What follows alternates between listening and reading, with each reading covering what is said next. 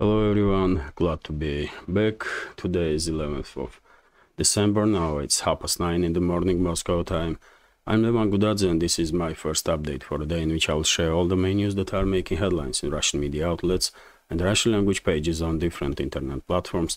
Second update will be a little bit late in the afternoon, in which I will share latest report of Russian Defense Ministry about progress of special military operation during the previous 24 hours. And also, dear friends, before I continue with news, let me make a little announcement about our project. From now on, from today, I will try to make at least one extra video, one extra content for Rumble, for a channel on Rumble, about one of the major or main topics of the day. Hopefully, this additional content will help me to generate interest, additional interest among members of our community towards Rumble, because we all know how unfair and aggressive YouTube algorithm is, and I don't see future for our project on YouTube. And I think it's time to shift attention step by step, without hurry, but step by step towards Rumble and other platforms. So from today I will begin creating additional extra content, exclusive content for Rumble, and I hope you will consider to subscribe on my channel. It has on Rumble, it has similar name as on YouTube, Levan Gudadze opinion, and I also have from Russia with the Levan channel on Rumble, secondary channel, which is about life in Russia in general. It has nothing to do with the politics or political commentary, but at this point we are talking about this channel, Levan Gudadze opinion. So if you are interested, you can see link under this video in the description box or in the pinned comment. At this point, our community on Rumble is only 15, little over 1500 members, and hopefully next year we will manage to significantly develop Rumble channel together. I will definitely try my best. That's been said. Let's talk about news now, and first of all, short summary of the situation on Ukrainian battlefield. This morning, Russian media outlets and Ukrainian media outlets did report that there was huge explosions in Kiev. Air defense systems did not work, and some Russian military channels began speculating that possibly it was Russian hypersonic missiles that were targeting some military and logistical infrastructure of Kiev regime, which is a possibility, although we don't have any official confirmation from Russian side that missile launches were happening towards Kiev.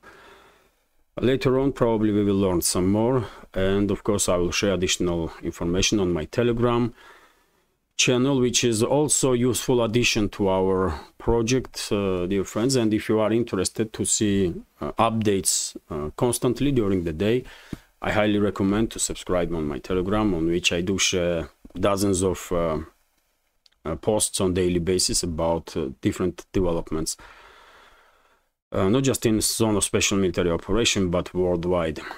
When it comes to line of contact itself, according to Russian media and Russian military channels, even Russian Defense Ministry, there was we can assume that there was no significant changes on any of the sectors of the front line, no breakthroughs. Initiative is in Russian hands. All along the line of contact, and latest reports I see were indicating that Russian forces are conducting local-scale offensive operations in South Donetsk, Krasny Liman, and Kupiansk directions. And during the day probably we will learn some more. Russian Defense Ministry also may share additional information, and of course I will report about it on my next updates and on my Telegram. So overall, at this point, I will say operational pause is holding.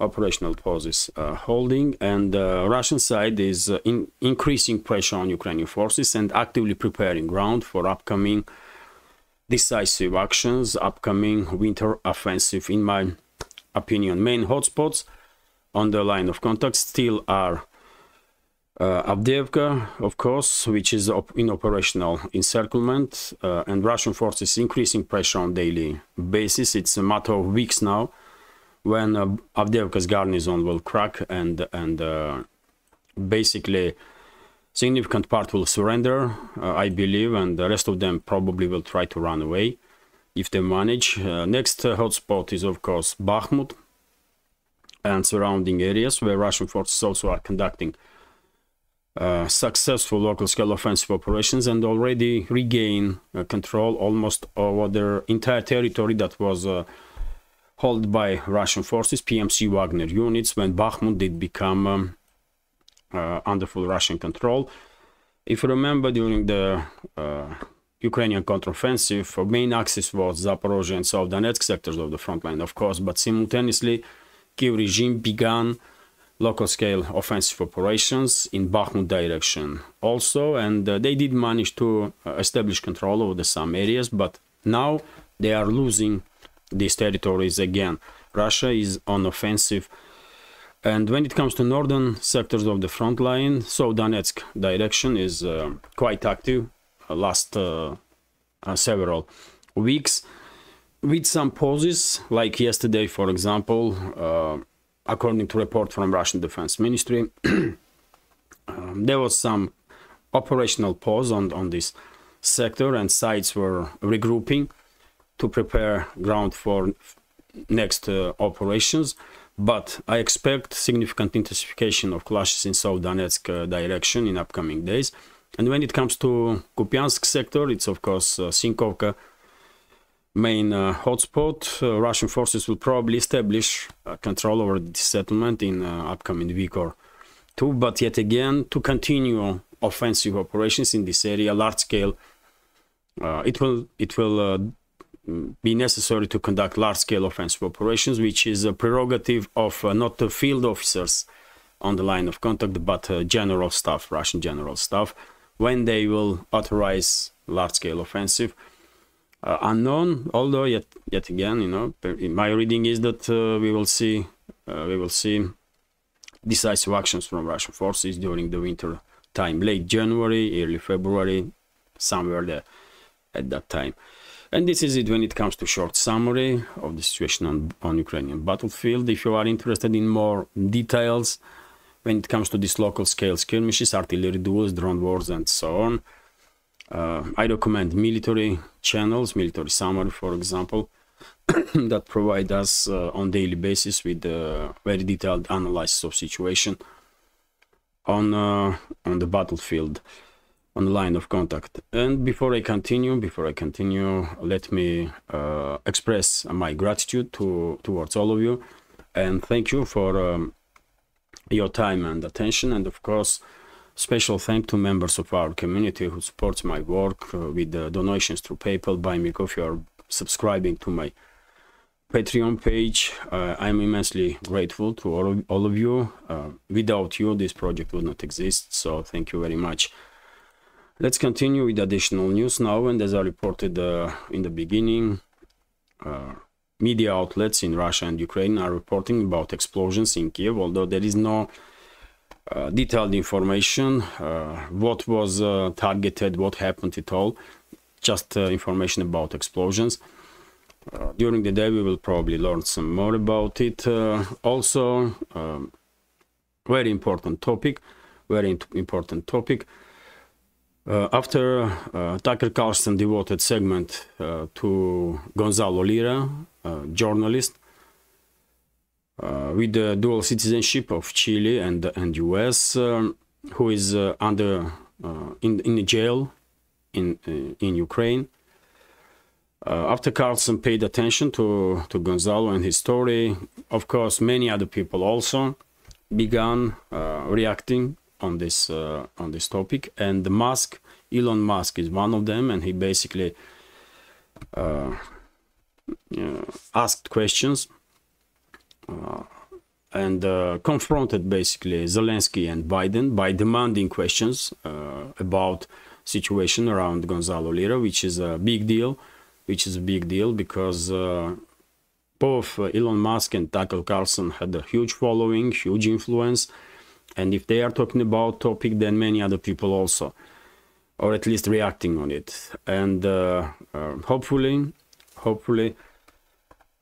Gonzalo, as a result of this new wave of media activity around this topic, hopefully Gonzalo will be freed as soon as possible. Although Ukrainian media did ask questions to Ukraine's Secret Service about Gonzalo, and according to Strana UA, SBU, which is state security service in Ukraine, did answer to Ukrainian media that Gonzalo Lira was arrested because he was supporting Russian special military operation.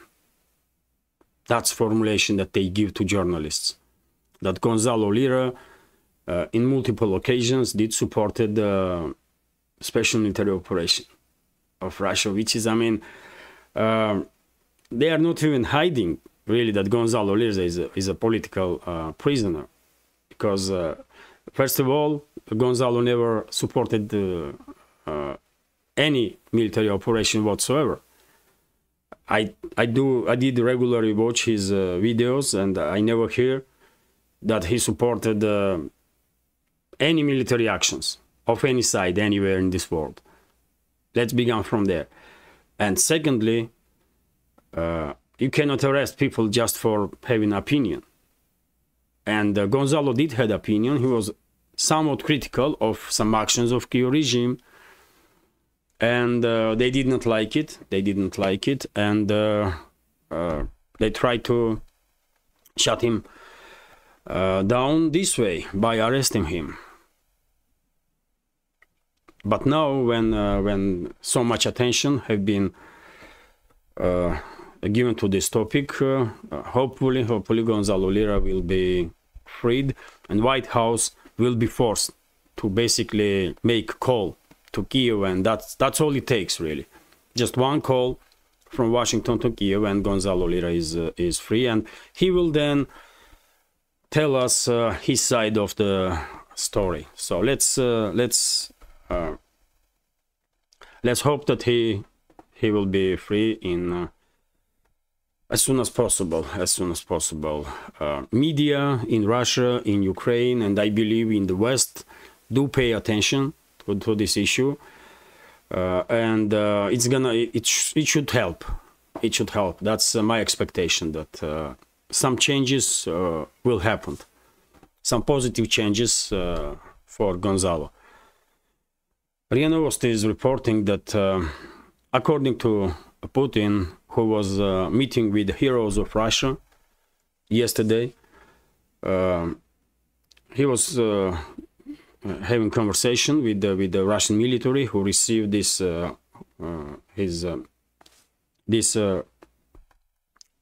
honor to be called hero of Russia because of their heroic actions in the zone of special military operations. So he was speaking to heroes, and he said that while Kyiv regime is losing military capabilities, financial, economical capabilities, and are basically on the brink of collapse, total collapse, Russian side, Russian military industrial complex, Russian economy is on rise. And he also, which is true by the way, and he also mentioned that operations of Russian armed forces, because of this additional experience that military personnel, soldiers and officers are gaining, Russian military operations are becoming more and more successful, more and more precise, professional, which eventually influences on a significant decrease in the casualty numbers, which is also correct.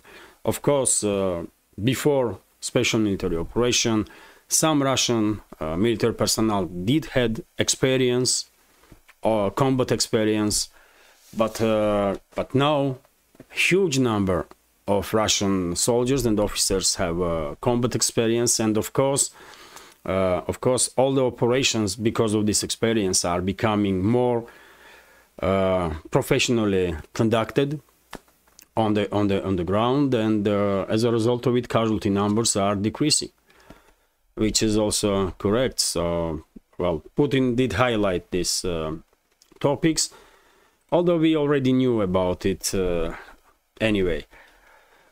RT is reporting that Zelensky is to meet Biden in 12th of December. So Ukrainian President Vladimir Zelensky will pay a visit to the US on December 12, tomorrow. His office has announced he is set to meet with the US counterpart Joe Biden, who extended the invitation, according to White House. Okay, Zelensky will visit Washington. Probably they will try to use Zelensky to persuade Republicans to vote for Biden's aid package, military aid package of 111 billion, in which 61 billion is supposed to be allocated for Kyiv regime. As I said, dear friends, many times before, US military-industrial complex will use all its influence, and the corrupt US politicians will all use all their influence to make sure that they are not losing this last big paycheck from Ukrainian story.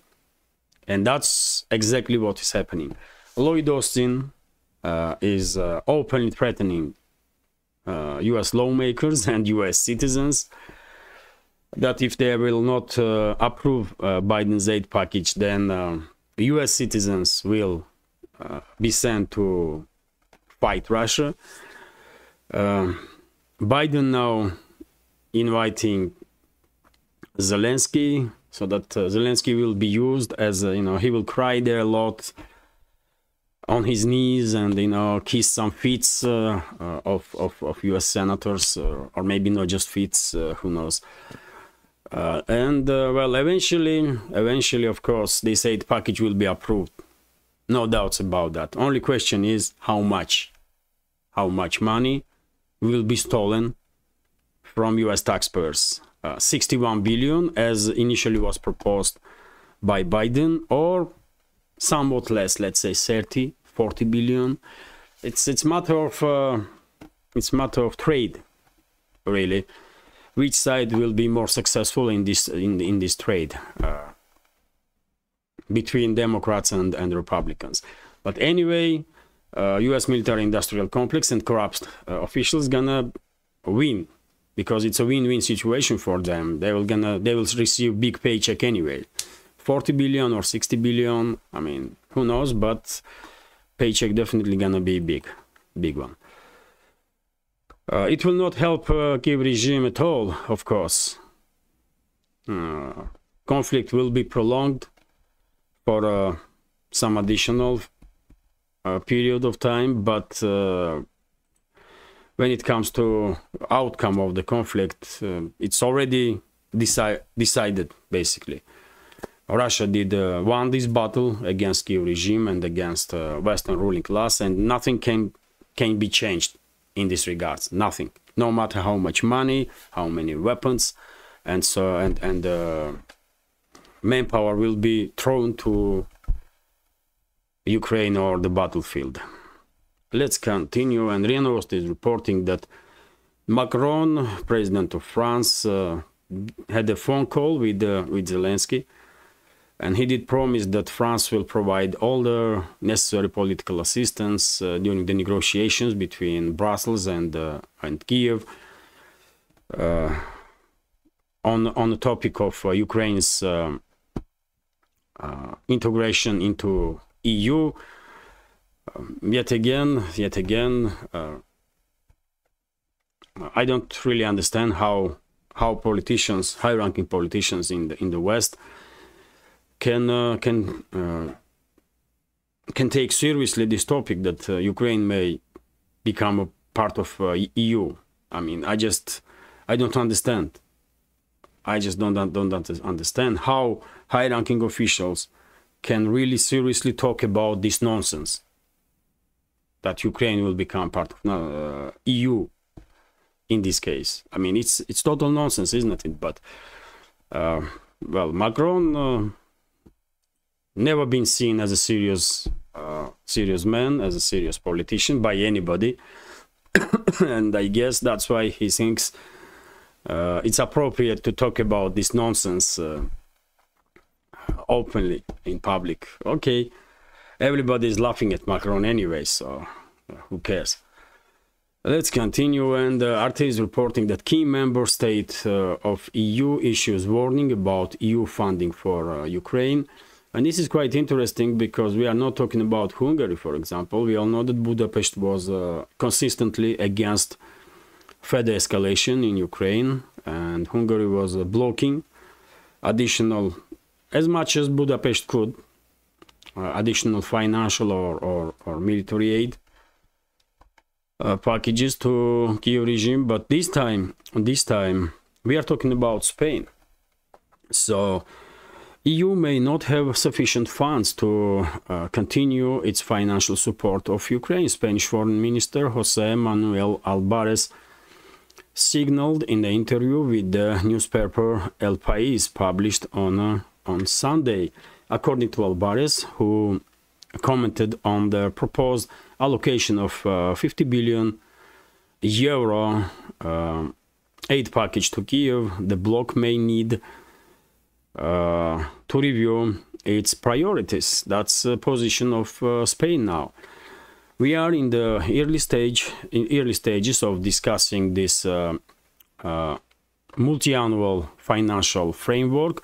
Ukraine has very important needs that we have been covering up until now, yet funds are limited and priorities must be analyzed, said the foreign minister of Spain. Interesting, because I don't think this is a purely initiative of Madrid to question priorities of Brussels when it comes to this 50 billion euro aid package.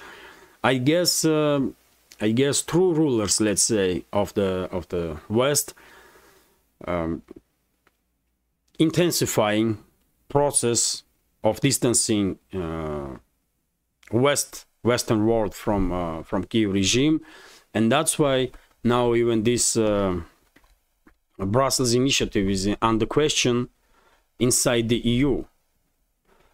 When it comes to this 50 billion aid package, eventually, yet again, it's a similar story than that we will see in US. Some funds will definitely be allocated. The question is how much money, because eventually, of course, from this 50 billion, significant part will find its way to bank accounts of military industrial complex and the corrupt officials. So, of course, some funds will be allocated, undoubtedly. But question is how much exactly. But process of distancing Western world or collective West from Kiev regime is unstoppable at this point, and we clearly can see that major Western capitals are now in damage control mode. They are in damage control mode because they don't want to see similar story as happened in Afghanistan. So they don't want to run away too fast. They want to do it like step by step, so that optics will be not that devastating when as optics were when US basically ran from Afghanistan. You all remember those very dramatic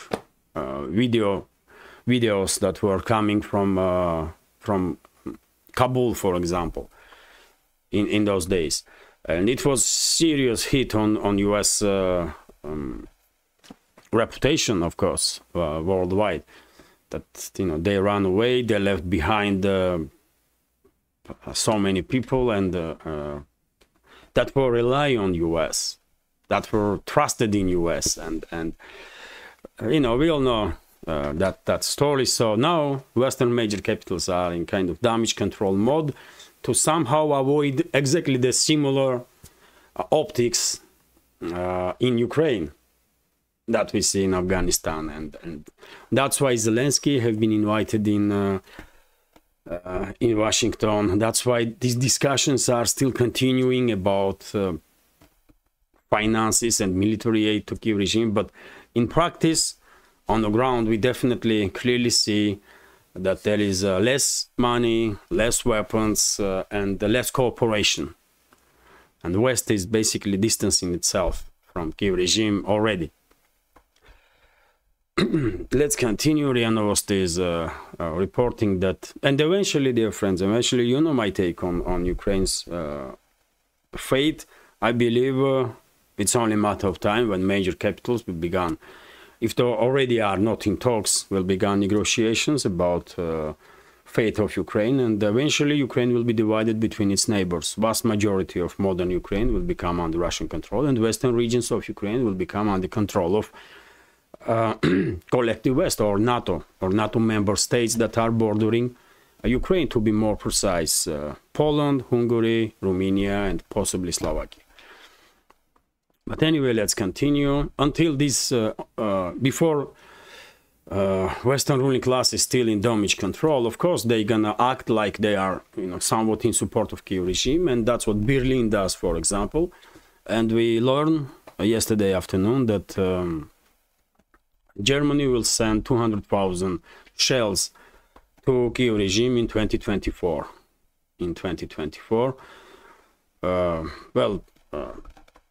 It's always sad to see that Germany is in any ways being involved in this conflict with Russia. It's really sad, but yet again, just look at the numbers. Just look at the 200,000 artillery shells. That's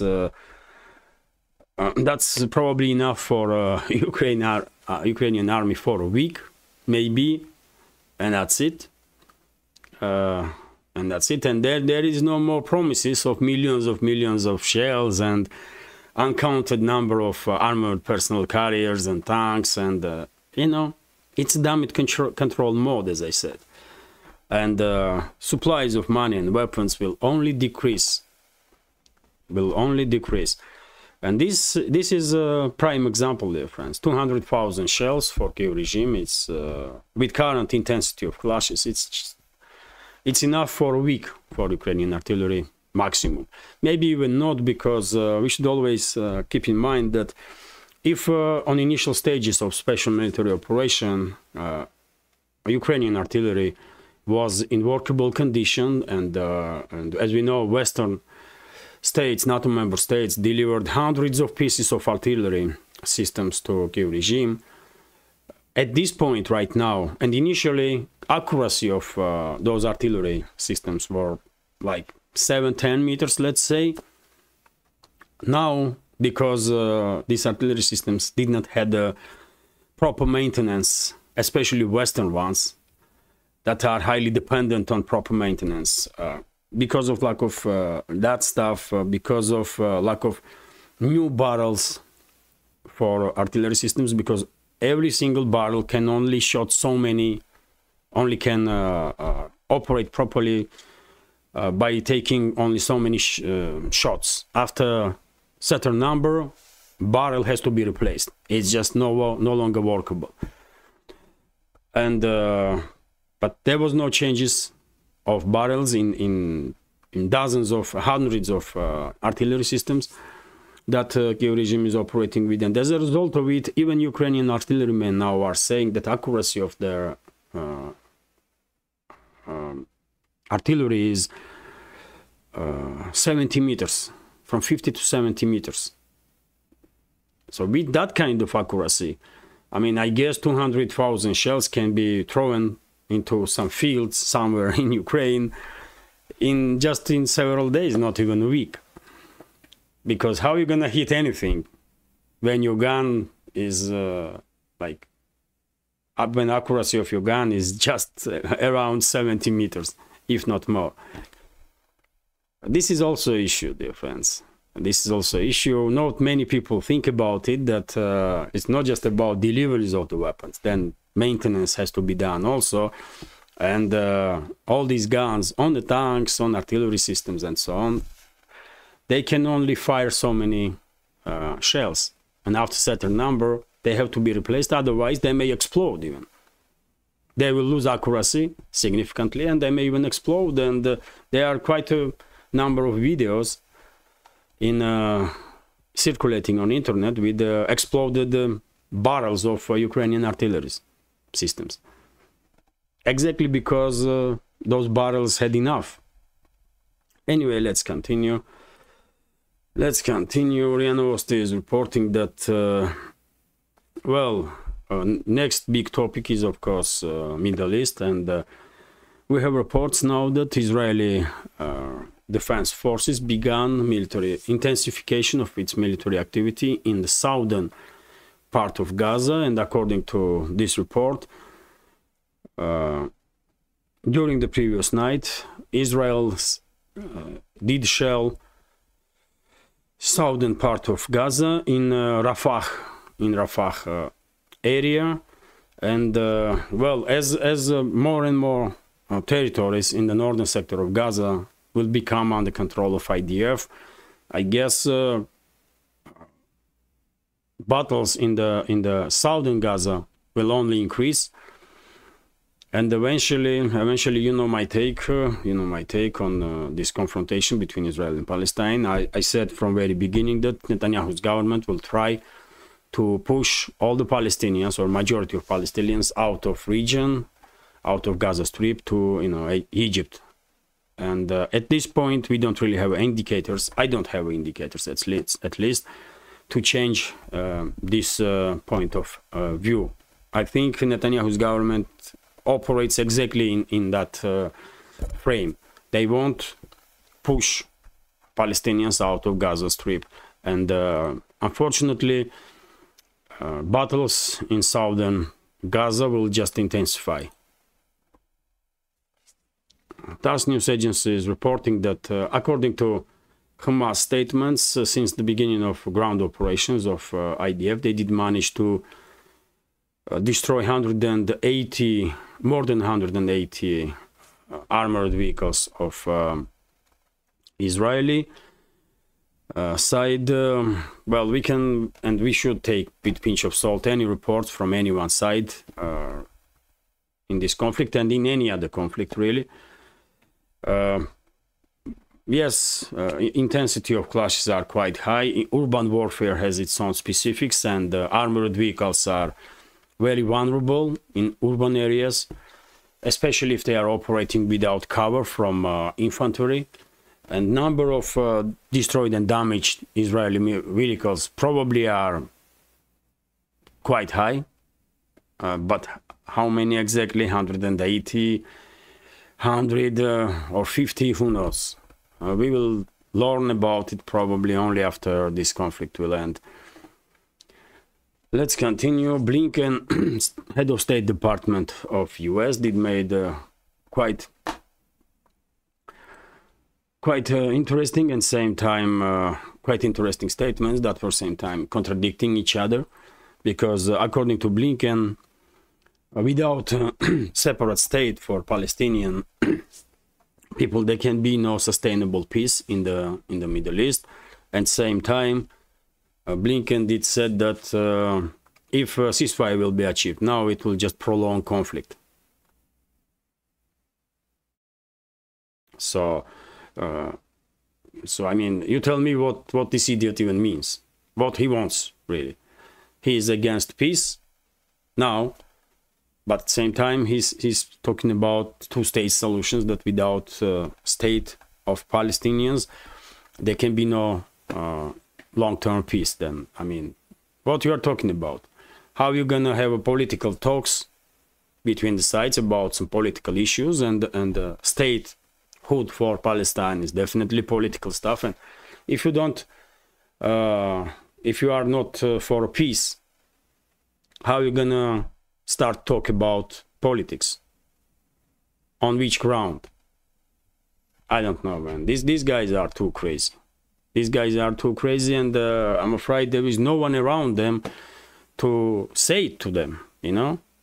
that they have to take some medicine or see some doctor. I don't know, man. They are too crazy, really. So this idiot is, in one hand, is against ceasefire, and in other hand, proposes two-state solution, basically, indirectly, because that's what state for Palestine means, two-state solution. And to achieve two-state solution, you need to have a peace, for God's sake, to begin talks. You have to stop fighting first. But anyway, it's becoming more and more difficult, really, to comment seriously on statements and actions of Western politicians, high-ranking politicians, and well, I guess many of you will probably agree with me, because they really are stupid, man. They really are. I mean, there's no way around it. They may have some diplomas from some big-name universities, but I mean, they bite probably, because just look what they are saying and how they are acting. That they really are stupid, uneducated idiots, man. RIA Novosti is reporting that Javier Milei did officially began serving as a president of Argentina. His inauguration was yesterday, and many leaders from different regions of the world did participate, did visited Argentina, including Zelensky. And he had a meeting with this Milei. So two clowns did, you know, exchange handshakes, and they grab each other. So, you know, clowns always will find topics to, you know, discuss. I mean, they are similar type of creatures, isn't it? And this one, I'm afraid, this idiot, man, whatever her name is, Javier Milei, man, this idiot will finally destroy Argentina. That's what will happen, I'm afraid. I don't know what Argentinian society was thinking by voting for this type of, I don't know, man, clown, but it's their choice, and they have to bear responsibility for whatever happens now in Argentina. And I'm afraid nothing good will come out from presidency of this idiot. Let's continue. RT is reporting that UK Tories are plotting Boris Johnson's comeback. That was reported by Daily Mail. Well, that will be something, man. If UK needs anything now, I don't know if Ukraine, man, if UK needs anything less than a comeback of Boris Johnson, man. He was devastating prime minister for UK. He is a mass murderer. Blood of hundreds of thousands of Ukrainian citizens are on him, and forces that are standing behind him.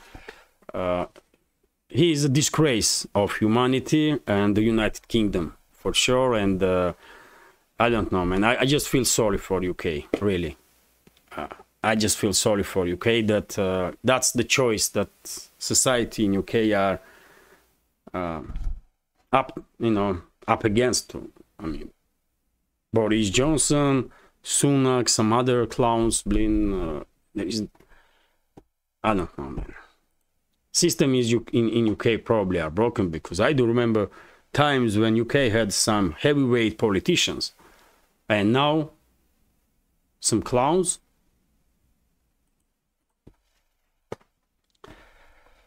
Anyway, RIA Novosti is reporting that Serbia made a quite interesting statement. Defense minister and vice president or vice prime minister of Serbia, Miloš Vučić, did made a statement that Serbia is planning to join EU. Okay. Well, why? If it will benefit Serbia one way or another, then okay, but will it benefit Serbia really? I mean, in real sense, I don't know. EU member state, in EU member states, number of Eurosceptics are rising, and why Serbia wants to become part of this failed quasi-state, I don't know. But it's their decision. So if they feel that they can gain something from being part of EU, then okay. And Zakharova, Maria Zakharova, official representative of Russian Foreign Ministry, did react on this news, and she was very diplomatic yet again. Serbia will always be seen in Russia as a brotherly state, brotherly nation, and you're not gonna hear some strong statements towards each other from Moscow and Belgrade. It will not happen, which is good. And Maria Zakharova said, Serbia, if Serbia will become a part of EU, they may eventually begin struggling with the, self-identity, really, and they may experience some other issues also. But yet again, very diplomatic, very diplomatic. If Belgrade thinks joining EU will benefit Serbian people, then why not, really? I mean, Russia never had any issues with the EU. EU is not a threat for Russia, so Moscow is always quite reluctant to, oppose anybody's desire to join EU. It's okay for Moscow. NATO is a different story, because NATO is a military alliance, and it's clearly a threat for Russia. But EU, I mean, who cares about EU, man? I hope being a member of EU will benefit Serbian people, and if that's the case, then great. RIA Novosti is reporting that China blamed the Philippines for escalating, and Chinese coast guards did made statement that Philippines ship did attacked, basically, not militarily speaking, but did collided with Chinese coast guard in South China Sea, and unfortunately, current leadership of Philippines are lost somewhat in the illusions. They don't understand where their place is and where China is, and they are instead of negotiating with China and trying to achieve some gains through negotiations, they are allowing US to be used as a tool against China, and I'm afraid this will not end well for Philippines. Because you cannot play around China, man. China is a superpower, and you are just a small, tiny island nation there. So, just be realistic. Be realistic and don't mess around, superpowers. Because it will not end well for you. That's it. It's quite simple, isn't it? And that's how the world is operating. We may like it or not, but that's how it is. And I can only hope that these countries around China will not allow Washington or Western ruling class to be used against China, and whatever issues they have with Beijing, territorial or economical, political, whatever, I hope they will try to negotiate with Beijing, and only through political means gain some achievements. And I'm quite sure there will be some areas where China will compromise, because why China definitely don't need any confrontation with its neighbors, definitely. So there can be areas when China can compromise, and there can be areas when China will not. But through political means, at least these neighboring countries, Philippines, Vietnam, I don't know, Laos, Thailand, Indonesia, and just just all of them, through negotiations, they may protect themselves better and the interests of their people than through confrontation, for sure, because you don't want to mess around superpowers, man. It's too obvious. It's supposed to be too obvious for everybody. And in this world, there is several superpowers that, you know, will do whatever is necessary to protect their national interests. That's how it is. RT is reporting that Russian fuel exports are soaring. Russian fuel exports rebounded in November following the easing of export restrictions and the end of the refinery maintenance season. Bloomberg reported this week, citing ship tracking data from Vortex. If you remember, dear friends, about months ago, Putin, if I'm not mistaken, did sign decree about some restrictions when it comes to export of benzene and diesel fuel products, oil products, basically, because at some point prices began rising inside Russia itself, and that was one of the reasons, just to, you know, drop prices down a little bit. And I guess it did work, and now there is no need to maintain these restrictions, and Russian companies are allowed to export, increase their exports of fuel products, and that's exactly what is happening. And shipments of refined fuel surged to 2.2 million barrels per day, for example, last month, rising by about 164,000 barrels per day in comparison to October, when supplies dropped to a 3-year low, data shows. So, well, world market will receive additional fuel from Russian, not just oil, but oil products, which is good for the world economy, good for Russian economy, good for everybody. And on this positive note, I will end today's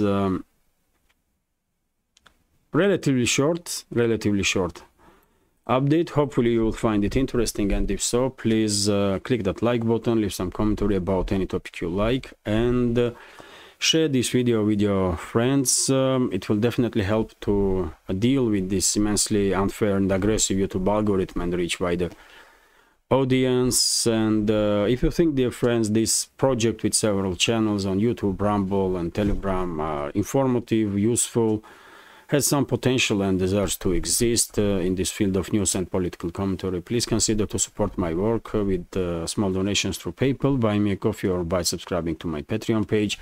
You can see links under this video in the description box or in the pinned comment. This is it for now. Have a great day, successful new week, and take care. See you soon.